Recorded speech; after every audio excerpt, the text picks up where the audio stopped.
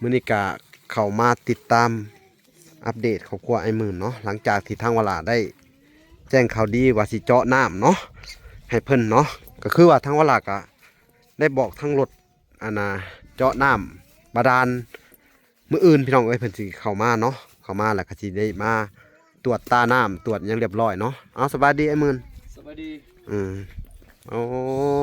อันนี้หาน้ำนี่หารถเพิ่นบ่หรือได้มาเขาไปยืมเอากับเขาว่าให้เช่าแต่ว่าจักชิมีจักบ่ประหารว่าวิกอ๋อยืมรถไถเขาแม่นแล้วพอน้ำเฮาอีกพอไม่ได้นั่นหรอกเพราะค่าน้ำมูกน้ำมันค่าน้ำมูกน้ำมันบัดนี้ไผเป็นคนตักรถน้ำนี่เขาน่าเป็นคนตักอันนี้เป็นบักพนังพอได้วันโอ้เขาตักให้เนาะแม่นแล้วแต่ก็ไปซอยเขาอยู่บ่แม่นแต่เพิ่นอยากได้ค่าหาแห้งน้ำแน่ค่ารถน้ำแน่เนาะโดยเขาคอน้ำเฮาว่าพอได้ก็พอได้300,000ก็ว่า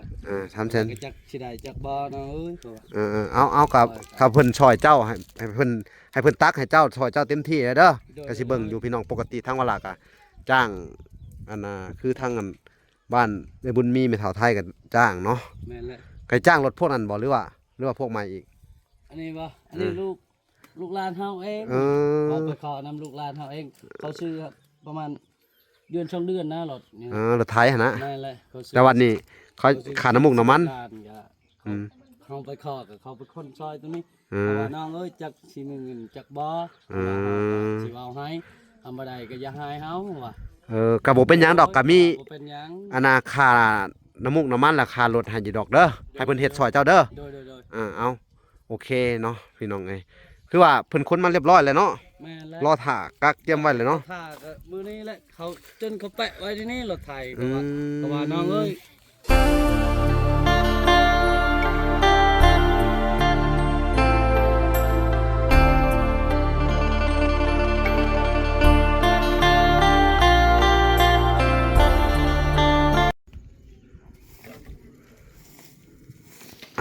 โอเคพี่น้องเลยเนาะ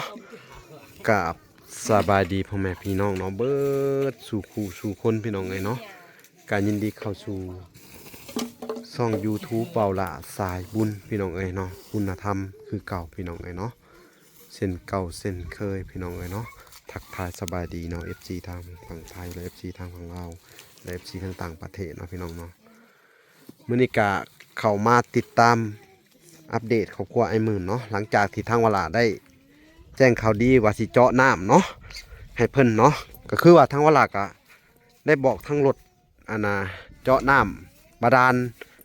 มื้ออื่นพี่น้องเอ้ยเพิ่นสิเข้ามาเนาะเข้ามาแล้วก็สิได้มา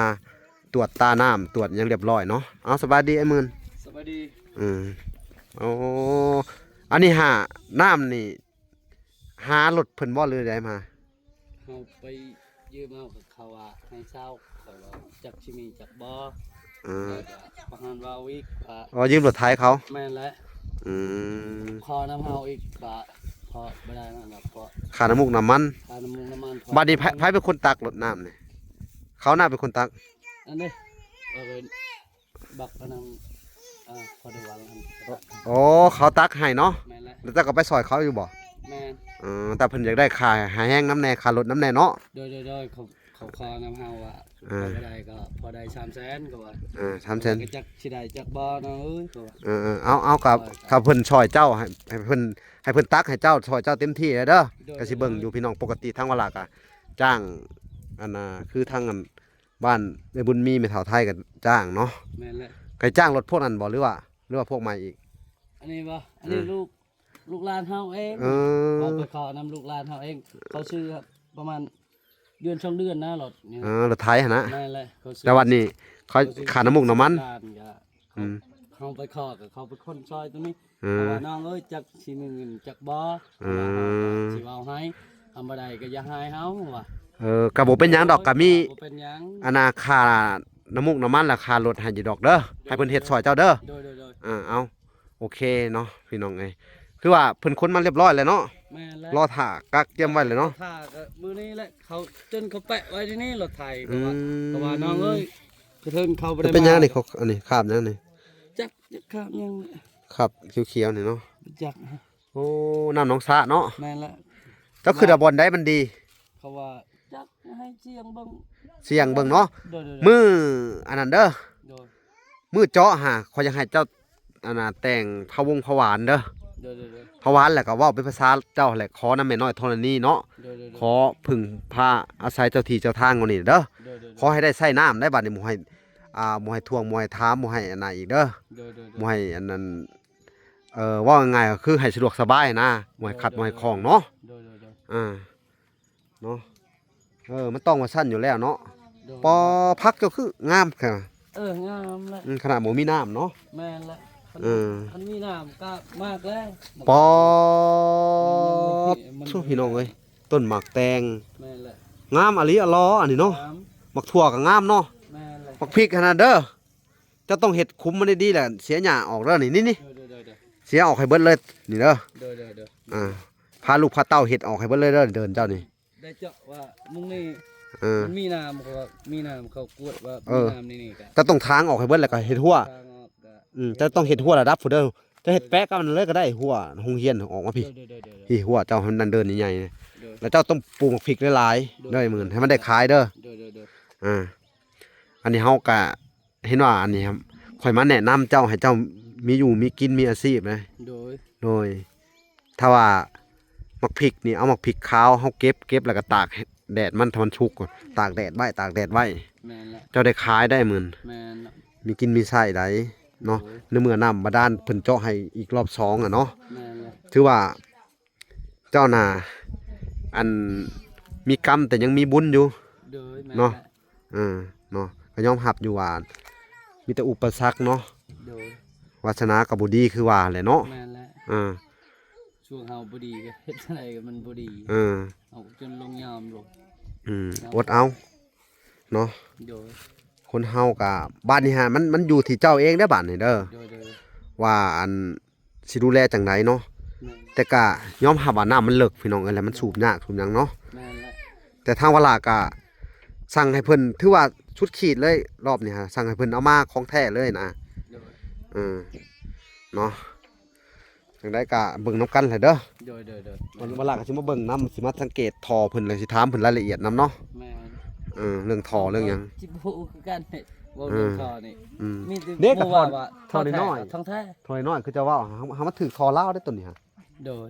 ทอน้อยเนาะ แม่นละ ตอนมันยากบ่ได้ยากฮักแต่มีแต่มันแมบรถเด้อ เขาว่าซะของแท้เนาะ แม่น บัดนี้ตรวจใหม่เบิดนี่แถวนี่เดินแถวนี่เอาใหม่ให้เบิดโลดนู่นตรวจไปทุกบ่งทุกบ่อนเลย แม่นละ ให้มันถึกหลุมน้ำเนาะ แม่น หลุมมันของแท้เลย แม่นบ่อายเฮาให้เจาะตรงนั้นว่ะ ไปเจาะพุ่นโลดก็ได้เอ้า ไปเจาะก็กวดเบิ่งก่อน เออ อันมีน้ำมงไหนก็เจาะมงนั้น ตรวจเบิ่งเนาะ แม่นละ แม่นตรวจเบิ่งทุกหม่องทุกบ่อนเด้อ แม่นละ นี่เนาะพี่น้องเนาะตรวจเบิ่งรายละเอียด เป็ดแล้ว เป็นล่ะหัวเป็นได้เสียหญ้าออกเลยเด้อหาเป็นฮะ แม่นละ ว่างๆพาเขาไปเสียหญ้าเด้อต้นไม้มันขึ้นคุ้มหมดแล้ว โดยแม่น นี่แหละพี่น้องเอ้ยพักหญ้าขาคิงเพิ่นกำลังเริ่มสิได้พักอันน่ะเด็ดติดแล้วบ่ ตัวใด อันน่ะพักหอมพักอันนี้นี่ ติดเลยบอลติดก็ติดบอลก็บ่ติดมันตาย เออ ตายช่วงกันตอนแรงๆฝนบ่ได้ตก ได้ แม่นละ ตัดภาพมาอยู่ทางอะเลาะน้อยโอ้สบายดีอะเลาะน้อย สบายเด้อสบายดีไป เขามีสบายดีสิมีขนมให้มื้อนี้เอ้า สบายดี นี่ขนมซื้อมาบักหลายหนึ่งนี่เจ้าไม่เอา โอ้นี่เอาอีกนี่เอาไอ้หมื่นขนมซื้อมาผักอร่อยหน่อยพี่น้องเอ้ย นี่บ่มาหน่อยวะ โอ้สบายดีสบายดี สบายดี เห็นยังน่ะ ทำไม โอ้แล้วต้นหน่อไม้วะนี่ฮะ แม่นละ อ๋อโทษพี่น้องเอ้ย ไปเจ้านั่นจิ คือดีแท้เพิ่นน่ะเอาหน่อไม้ขาวมาให้อีกเนาะสุดยอดเลยไอ้หมื่นโอ้คักโอ้ขอบใจเด้อพี่น้องเอ้ยเบิ่งสิหาเงินให้เพิ่นก่อนพี่น้องเอ้ยสิให้1,000เด้อเอาไว้ซื้อบักพริกแป้งนัวกิน เด้อ เอานี่ นี่เด้อ 1,000พี่น้องเอ้ย พี่น้องเอ้ย หาแต่ กะ เศร้า ให้น้ำใจเพิ่นเล็กๆน้อยๆเนาะก็ถือว่าทางไอ้หมื่นก็มีน้ำใจเนาะทางวลาก็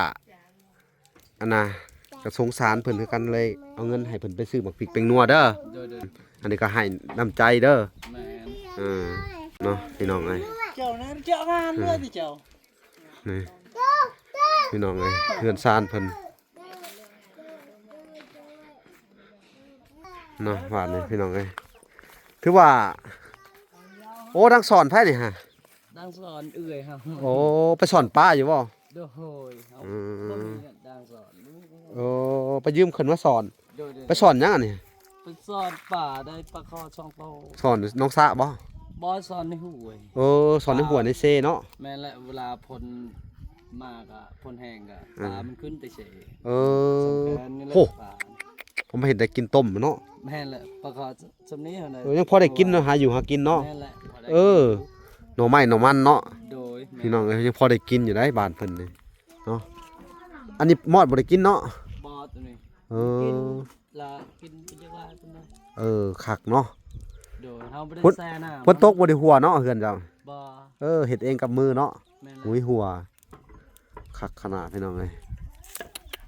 อู้นี่เนาะก็ต้องอันดีใจนํเพิ่นเนาะไอ้หมื่นก็ได้ โดย ก็มีผู้ใหญ่อันซอยพี่น้องเอ้ยเจาะน้ำมาด้านให้ครั้งที่2อีกโอ้ยก็ต้องขอบคุญขอบคุณเอื้อยอ้ายเด้อ โดย เอื้อยอ้ายเพิ่นก็ผากมาอยู่300อันน่ะยูโรเนาะ โดย แต่ว่าแรกออกมาเป็นเงินอันนั้นแหละพี่น้องเอ้ยเงินกีบแหละพี่น้องเอ้ยก็ได้ประมาณ7ล้านเวลาก็สิโทรไปถามเพิ่นใหม่อีกทีหนึงเนาะ โดย เนาะในส่วนที่เหลือเนาะ โดย พี่น้องเอ้ยนี่หมักถั่วเจ้านี่ แม่นแหละ งามมะลิได้นี่ งาม โอ้ไก่เจ้าบ่นี่ ไก่ลูกเฮานี่ ไก่จักโต ประมาณ4-5ตัวนี่แหละ อืม ตัวผู้นี่ก็แม่น ไก่เจ้าเนาะ โดย เลี้ยงหลายๆเด้อ โดย อยู่นี่มันบ่เป็นภาคดอกนี่เนาะมันไก่หมูมันบ่ บ่ ขอแต่มันมีน้ำกินสะดวกสบายเนาะ แม่นแหละ อื เลี้ยง ม เขาไม่ได้เลี้ยงแบบปล่อยแบบนี้แหละ อืม หากินเอง ป้าพี่น้องเอ้ยผ้าห้องเลย ตาห้องกระพุ่นบ่ตก เสียงหึนๆๆเนาะคือสิตกเนาะเป็นตาย่านมันตกหลัดทาง มันบ่ตก บ่ตกแน่นะข่อยสิท้าข่อยเมื่อที่สิเจริญเปิ้นปานลำบากแล้วมันไกลเพื่อจะฮอดเทือนเนาะพี่น้อง แหละ เออ นี่มันพ่นนี่มันบ่ตก เออ แพงแรงปีนี้จาก เนาะ ที่ได้ดำนาจากบ่อแหละปีนี้ อืม ได้เป็นเดือน7เลย แล้วเจ็ดเลย แม่นแหละ ยังบ่ทันได้กล้าจักเม็ดเลย บ่อ ได้รถไถมาหวานเอาบัดนี้เนาะ ก็ว่านนะ บ่ทันได้ดำกะ วานก็ลกก็กระดำเอาอีก เนาะพังมึงเด้อ เด้อ ทางเวลากะนี่แหละเจาะน้ำมาดังมาด้านให้เจ้าแล้วก็สินัดเจะไปเบิ่งรถไถอีก เนาะ โดย พี่น้องเอ้ยก็สิได้พาเพิ่นไปเบิ่งรถไถอีกเนาะเท่านึงก็พอดีทางรถไถเพิ่นโพสต์ขายอยู่ในอินเทอร์เน็ตพี่น้องเพิ่นก็นัดกับเพิ่นไว้อยู่เซโน แม่น มันมีอยู่ประมาณนั้น บ่อัน ถึง ถือกันนี่เขาไปส่งว่ะ ฮะ เขาไปส่งมาถือกัน มันบ่ได้ถือกันแล้วรถในราคารถอันนั้นเขาก็ขับให้เจ้าขับมาเลยแหละ ตายเฮาบ่เป็นเด็กขับรถ ฮะ เอาขับรถในเมืองก็บ่เป็น บ่แลกขับแต่เซโนโหขับมาเลย นั่นแหละ แต่ขับเป็นว่าสรถไถเป็นอยู่ แต่ก็เป็นบ่อยากเป็นปานใด เป็นหรือว่าบ่อยากเป็น เป็นบ่อยากเป็นปานใดแหละนี่บ่คือไทยนา อืม นั่น อันตรายแล้วติ บ่เขาไปส่งฮอดทางแบงกับใครแน่ เออ ส่งฮอดทางแบงก็ก็สิโทรบอกน้องเฮาครับ มารับเอา ก็เอาไปสิเนาะถ้ามันได้แหละก็เฮาจ่ายเงินเนาะหรือว่าอันน่ะเฮาจ่ายเงินไว้เจ้าก็อันน่ะพาอันเพื่อได้คนใดคนหนึ่งไปนํหรือว่าไปนำกันมื้อน่ะก็ได้ไปนำกันเขากล่าวว่ามันสิได้แน่นะเฮามาวันแล้วเจ้าก็พาคนใดคนหนึ่งไปขับเอาคนที่เขาขับรถไถเป็นหั่นน่ะเนาะแม่นบ่เลย แม่ สมมุติคำมันได้เนาะ เออ แต่อันนี้ทางวลากามีเงินอยู่17ล้านงบมาแต่ว่าเพิ่นอยากได้20ล้านแต่ไปเบิ่งก่อนไปต่อก่อนเนาะครับเพิ่นสิได้เนาะ แม่ ไปเบิ่งหลายๆหมู่หลายๆบ่อนเนาะซ้ำว่าเมืองชนนี่ขับมาได้บ่ซะ สมบงชนขับได้อยู่ อืม เย่ เย็บเบิ่งบอลเฮาเว้าจักเขาขายจักเนี่ย หันเด้มื้อน่ะครับนัดกันอยู่พี่น้องเอ้ยแล้วก็เพิ่นอยู่เพิ่นบอกบ่มีรถเอาไปเนาะมื้อนั้นเนาะอืม เขาก็บ่ได้โทรถามเอาเบอร์ก็บ่ได้โทรถามเขาว่าจะได้ขายแล้วบ่ยังทันได้ขายตอนเขาถามยันคันว่าเขายังรถก็ไปเบิ่งถือกันก็ เอ้ามันบ่ เอาหันบ่ถือกันก็แล้วก็เขามักไปเงินบ่พอนั่นนะ เนาะเอามีแต่ว่ามื้ออื่นเนาะ แม่นแหละ ทางอันรถจอน้ำบาดาลก็สิมาแล้วก็ให้เพิ่นตรวจตาน้ำดีๆเวลาก็สิเข้ามาเบิ่งน้ำเด้อ โดย เบิ่งน้ำแต่ว่าเรื่องท่อนี่แหละพี่น้องเอ้ยมันหลายชนิดหลายยี่ห้อเนาะ แม่น ตัวดีตัวบ่ดีปนเปกันไปเบิดแล้วเฮาสิถามเบิ่งเฮาสิถ่ายเบิ่งรายละเอียดว่าท่อนี่มันขนาดใดเนาะ แม่นแหละ เนาะ แม่น แต่เจ้าคือเจ้ามักบ่ได้จอน้ำนี่ บ่เฮามา บาดนี่ รถ ฮะ นี่รถได้ เรื่องบ่ใดไปเบิ่งไปเบิ่งอีกรอบหนึงพี่น้องเอ้ย เอามาสิ ใช่เฮาก็ติดกันคือเก่าแล้วมันสิมีน้ำบ่แหละมันต้องไปตรวจเบิ่งว่าอ่างน้ำมันบ่อนใด บ นะ นเฮามาบนนี้ก็อันนี้ก็ขยายเอาคั่วก็สำนี้อันนี้บ่ขยายมันบ่งามหรอกคุณมันสิงามพุ่นครับพุ่น จะต้องขยายให้มันใหญ่ๆหัวค่อยบอกคุณ ขยายออกนี่ก็ เออ ออกมานั้นดิ เออ อันทางนี้ก็มันบ่งามนี่ดินมันแข็ง อืม ดินแบบสีขาวๆนี่ อืม ดินสีดำๆนี่แล้วนี่ อืม ปลูกเป็น อันนี้ก็เฮาบำรุงเอาดินหาบ่ยากดอกหาเอาพุ่นเอาหยังมาใส่เด้อสิแกะมีบ่อนแถวบ้านนี่ มันบ่มี บ่มีปัดไปสีเขาไปสีอยู่ไสนี่ ที่มันอยู่จุดชม อ๋ นี่ อ อยู่บ้านนี่เก้าบ้าน อ๋อเขาบ่ให้ขี้แกะเนาะ ไว้ มีแต่ว่าเอาขี้งัวขี้ควายเล่นเอามาเนาะ แม่นแหละ มาใส่เอาเนาะ มันบ่มีงัวบ่มีควาย บ่มีหยังเลยเนาะ ลำบาก เออ บอกก็ดินเป็นเด็กครับ เออ แต่อันนั้นปลูกควายก็ อืม ดินมันดำเลย เออ มันบ่มี เนาะ ตัวนี้นะมันยากครับบ่มี ลำบากแล้วเนาะ แม่นแหละ สู้ๆอดเอาก่อน แต่ความคิดของวลาเนาะมีแต่ว่าอยากให้เจ้าขยายหัวออกมาให้มันกว้างๆนั่นแหละพอได้น้ำนี่เด้อ แม่น คือเขาเว้ากันนั่นแหละให้เจ้าปลูกเบิดหมักม่วงหมักมี่หมักอีหยังก็อยา แม่นแหละ เนาะ มันจะ กล้าเอาหมักม่วงหมักมี่หมักอิหยังแนวกินนั่นแหละ แม่ ปลูกใส่เนาะวันนี้เขาก็จุงนะวันเขาที่จะปลูกแบบพืชอายุสั้นก็คือพวกหมักพริก พวกหมักถั่วหมักแตงหมักหยังขนาผัก แม่ ผักกอกผักกาด อันปลูกมะพริกนี่นี่ เออ แถวๆนี้ เออ เป็นโหลดมะพริกนี่ พืชอายุยาวกับปลูกแค่แคมหัว แม่น เนาะ แม่นแหละ นั่นแหละนี่แต่ว่า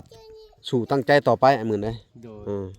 ทั้งเวลากันนี่แหละพี่น้องเอ้ยเขามาติดตามเมืองเพิ่นเนาะ โดยร้านเฮาก็เมื่อยถาครับเอาเมื่อรถก็ เออ มาฮอดเฮือน เพราะว่า อยู่ตารางเฮือนแล้ว ถ้างั้น คนให้ รถน้ำรถเจาะน้ำเพิ่นก็เจาะหลายหม่องหลายบอลอยู่พี่น้อง เดี๋ยว แต่ว่ารอบนี้เอารถเจาะเจ้าใหม่มาแต่เขาว่าดีเนาะความดีของเขาก็ยังบ่ฮู้ว่ามันสิซ้ำใดเนาะ แม่นแหละ บางเทื่อรถน้ำบาดาลนี่มันหลายเจ้าพี่น้องมันก็หลายคนหลายเป็น แม่น แต่เจ้านี่เขาก็สิท่าเบิ่งว่าท่อน้ำเพิ่นลักษณะท่อน้ำมันหยังเนาะ แม่น เปลี่ยนรถเจาะมานี่ประมาณ3-4 เจ้าแล้วบ่ แม่น ทางวลาดเปลี่ยนมานี่เนาะเจ้าน่ะก็ว่าดีประเทศไปแล้วก็ ชุดก่อนก็ทุกไปเจาะให้คอยนะโอ้โหจักแบบใดเขาเจาะ เจาะบ่ดีบ่เนาะหรือว่า จัก เทคนิคแต่ละคนบ่คือกันเนาะ แม่นเลย อืม เอาแบบบ่เฮาคนบ่รู้จักแบบเขาไปจักเว่ากันได้แบบ ว่ามีธรรมดาเนี่ยต้องเฮ็ดแบบนี้ เขาบ่แสดงว่ารถเจาะเจ้าเท่าที่คนน่ะมาหามันเป็นเจ้าใหม่เขาบ่มีทักษะในการเจาะน้ำเนาะ บ่แทนที่ก็เขาเจาะน้ำอ่ะเอ้ยเจ้าบ่เคยได้น้ำต้องใช้น้ำแบบนี้ เขาบ่ได้บอกเขาเนาะ เขาบ่ได้บอกเขา เอาบัดนี้สิให้เขาแนะนำเจ้าว่าวิธีสอบมันเฮ็ดอะไรๆเนาะ บ่เคยได้น้ำสร้างก็ เออ เฮ็ดก็คือบ่เคยนั่นเฮ็ดก็บ่จัก เฮ็ดก็เลยเฮ็ดผิดพลาดซ้ำเนาะ โน้ย แม่นถ้าสิเฮ็ดจะได้นี่แหละเขาจังว่าอยากให้เจ้าถามคนก่อนสิมาแปลงมันยังให้เขามาสอยผู้ที่เขาเคยเฮ็ดเด้อ บัดนี้ระวังไว้ได้นี่มันเป็นบ่อสุดท้ายได้ข่อยสิซอยเจ้านี่ อันนี้ก็ เออ แนะนำ บ่แม่นว่าข่อยสิซอยเจ้าอะเงินผู้ใหญ่เพิ่นแล่นเอ็นดูเมตตาสงสารเพิ่นเนาะ โดย บ่แม่นว่ามันสิได้หาง่ายๆได้ไอ้หมื่นเลย ให้เจ้าชื่อให้เชือกนำไว้ โอเคสิซื้อเสือกมาให้เด้อ โดย 40 เมตร แม่น อืม กับติดกับว่าวเราต้องปลูกไว้ ผูกไว้แล้วก็ติดไว้หันเวลานะเขาก็หย่อนวาล์วมันลงไป เอายอดนลงยอดนลง เออ เชือกอันนั้นก็เฮาก็ต้องมัด เออ ไว้ละเวลามันอันนั้นมันขาดมันอันนั้นก็เฮา เออ ดึงเอาคืนเชือกมัน นั่นแหละทุกครั้งเด้อ แม่นแหละ อ๋อทุผ้าห้องแล้วพี่น้องเอ้ยเอ้าไอ้มื่นเฮาสิอันน่ะกลับก่อนเนี่ยมันทำทางเมืองลำบากเด้อ โอเคพี่น้องเอ้ยเอาพบพอกันใหม่พุ่นป้อผ้าลงแบบเรือมอุ้ยโอเคพี่น้องเอ้ยพุ่นมาเลยพบพอกันใหม่พี่น้องเอ้ยคลิปหน้าพี่น้องเอ้ยคลิปนี้ขอกล่าวคำว่าสบายดีเด้อและสวัสดีพี่น้องเอ้ยบ๊ายบาย